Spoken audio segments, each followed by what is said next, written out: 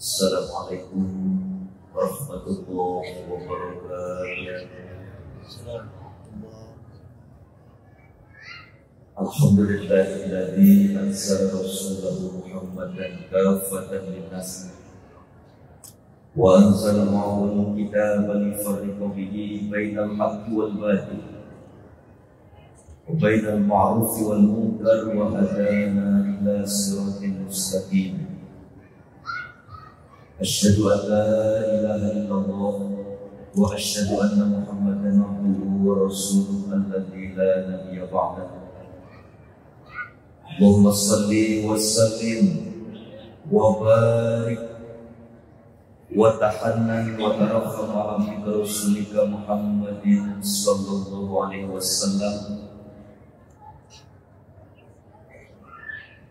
Subhanaka la ilma lana illa ma'allamtana innaka antal alimul hakim.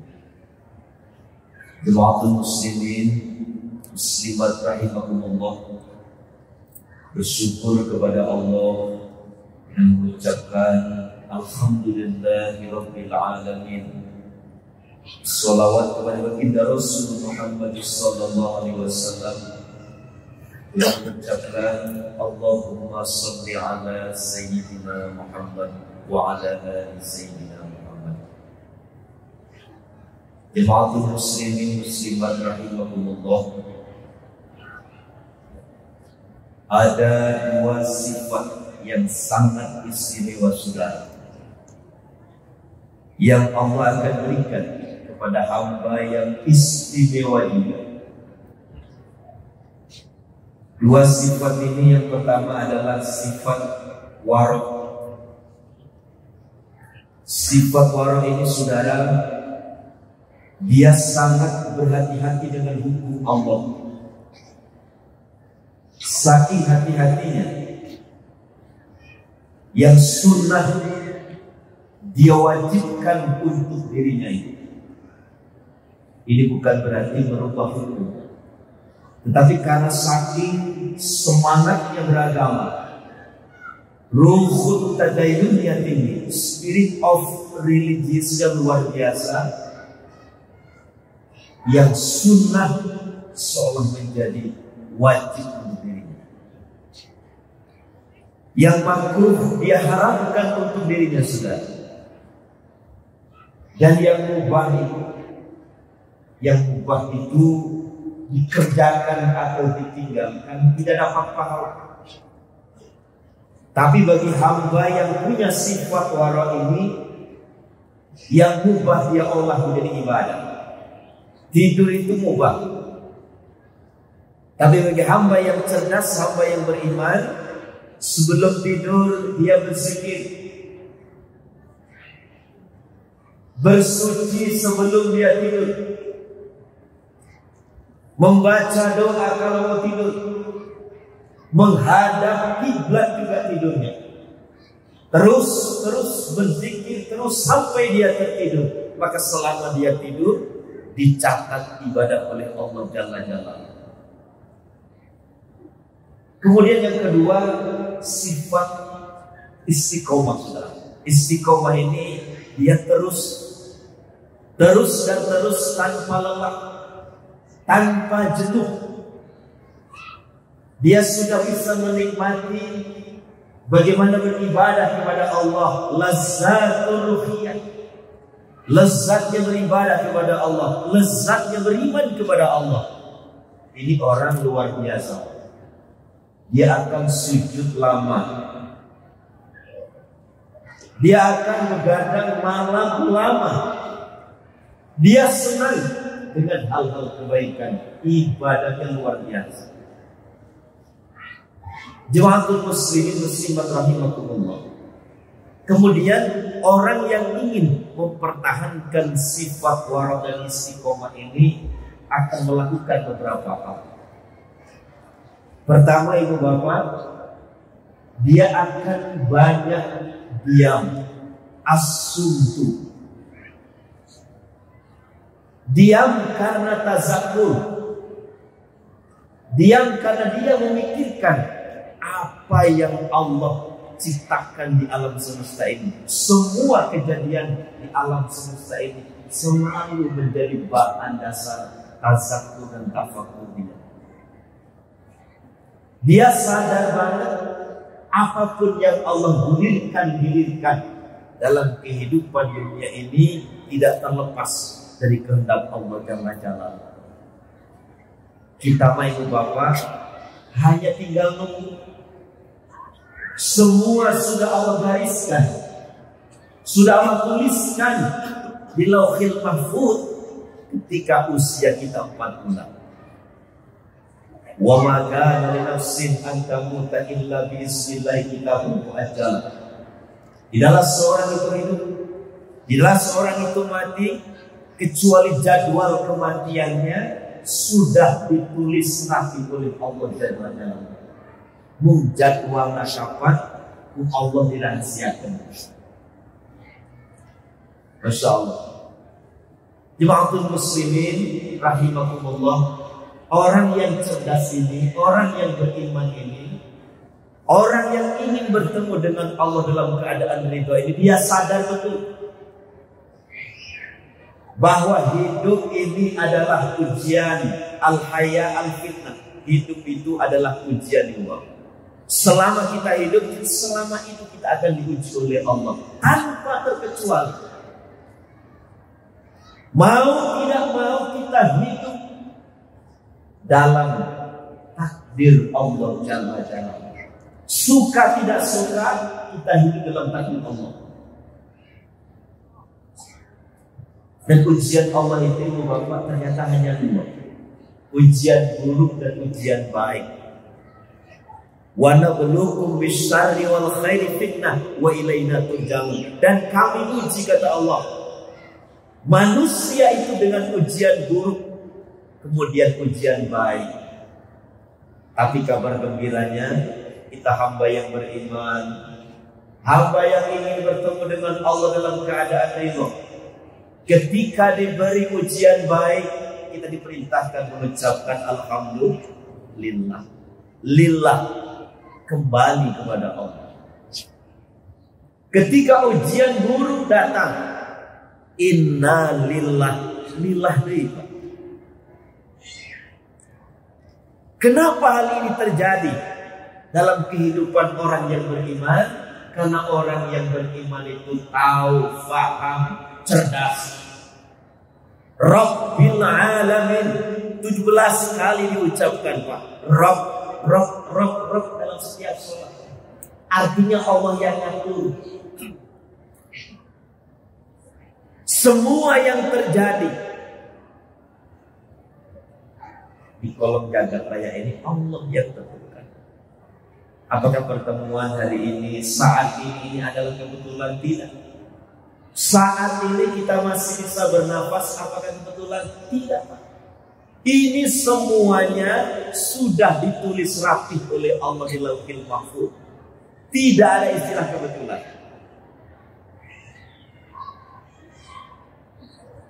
Maka hamba yang beriman ini faham.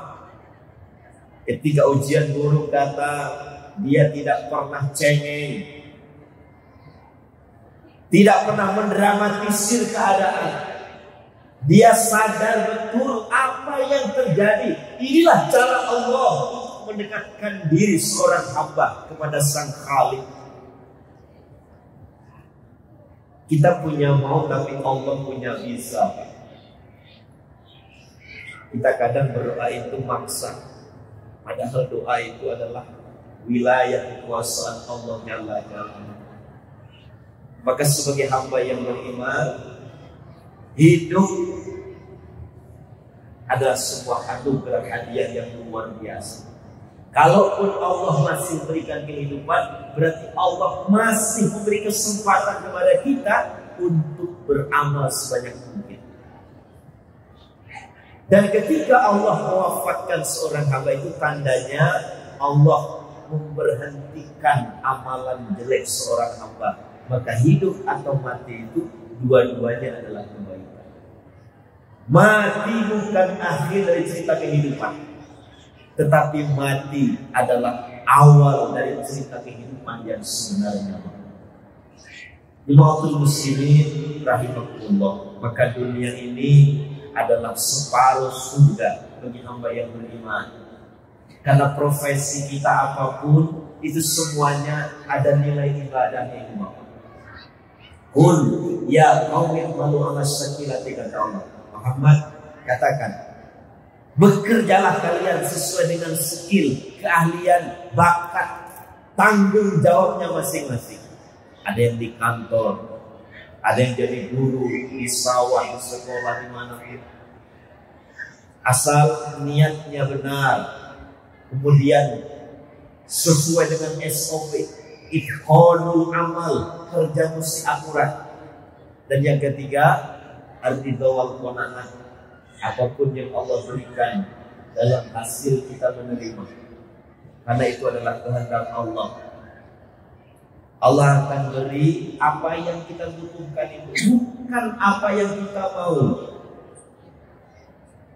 Allah akan kasih kita apa yang kita butuhkan, bukan apa yang kita inginkan. Jemaahul muslimin rahimahumullah, maka mulai hari ini kuatkan tauhid kita. Apapun yang Allah kehendaki terjadi pasti akan terjadi. Tidak ada yang sulit bagi Allah untuk memuliakan, mengangkat derajat orang yang biasa, itu bagi Allah tidak sulit. Dan bagi Allah tidak sulit menghinakan seorang raja. Gak perlu diambil jabatannya, orang itu langsung hina. Idza arada syai'an ay yaqula lahu fayakun. Everything in the hand of Allah. Kemudian yang kedua, saudara, hamba yang beriman ini ketika ingin mempertahankan sifat warok dan istiqomah ini, dia senang berlapar-lapar. Al-ju', ini hebat. Karena orang yang beriman itu faham, jasad yang selalu kita rawat ini, sakit kita berobat miliaran, kadang kita mengeluarkan biaya untuk sembuh. Tapi pada akhirnya masuk galian sampai 2 meter. Jifatul kubiyah, bangkai hidup kita. Maka orang yang beriman itu, orang yang cerdas itu, orang yang diridhoi oleh Allah itu, konsennya adalah ruh yang menginap di jasad ini. Ruh itu sejak Allah tiupkan, Pak, 120 hari usia beliau di janin itu, dia gak akan pernah mati. Bahkan dari sebelumnya, di alam rahim, alam dunia, sampai nanti disatukan kembali ke jasad kita, ruh tidak pernah mati. Maka ruh itu sangat berpengaruh. Maka sekali lagi, konsen orang yang istiqomah dan warok itu adalah ruh yang menginap di jasad. Dia suka puasa, jasmaninya, nafsunya lapar, ruhaninya kenyang. Nafsunya lapar, imannya kuat, hatinya tunduk, ikut patuh, taat pada perintah Allah Jalla Jalaluhu.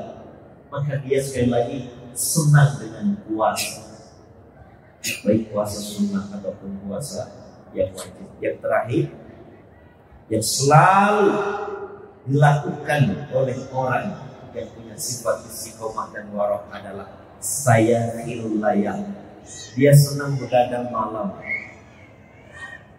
sujud lama, qiyam lama. Masya Allah. Kenapa sih mesti malam? Karena sahabat pernah bertanya, Pak, kepada Kanjeng Nabi, ya Rasul, ayyud du'ai asma, kapan sih doa itu lebih dengar oleh Allah ya Rasul? Ini pertanyaan cerdas. Apakah ada doa yang tidak dengar oleh Allah? Semuanya didengar. Tapi ada yang lebih didengar oleh Allah Jalla Jalaluhu. Yang pertama kata Nabi, jauhul lail, doa yang kita panjatkan di malam hari. Wabil khusus di seperti malam yang terakhir, jam 2 sampai menjelang subuh. Tenang, waktu yang sepi, sunyi, berdoa di sana itu bapak bangun, sempatkan ada waktu khusus untuk berdoa dengan Allah. Kemudian yang kedua kata Nabi, waktu yang mustajabah itu adalah waktu ladhuri sholatil maktubah, di tiap-tiap ba'da sholat 5 waktu, atau di penghujung akhir di tiap-tiap ba'da sholat 5 waktu. Maka kadang ada imam yang sujud di rakaat terakhirnya itu lama karena dia paham disitulah waktu-waktu yang mustajabah. Kita di Nusantara ini nyaris tidak ada tempat yang bisa mengalahkan mustajabah di kabulnya seperti Madinah dan Makkah. Kita diperintahkan untuk cari waktu yang mustajabah, di antaranya tadi jawful lail dan di sujud yang terakhir sebelum salam. Kalau kita nggak hafal doa bahasa Arab, jangan diganti bahasa daerah, ya. Tetapi cukup dalam hati.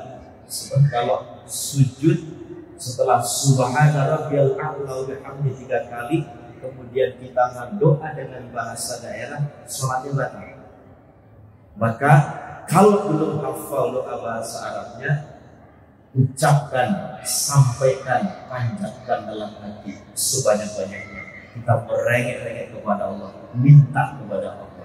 Mudah-mudahan Allah Subhanahu wa Ta'ala memberikan yang terbaik kepada kita di sisa umur yang Allah berikan ini. Amin amin ya Allah ya Rabbal Alamin. Syukran wa tuqfil khair wa najah wa mubarakah. Wallahu yafakum jami'an. Allahumma waffiq lana min barik. Wassalamualaikum warahmatullahi wabarakatuh.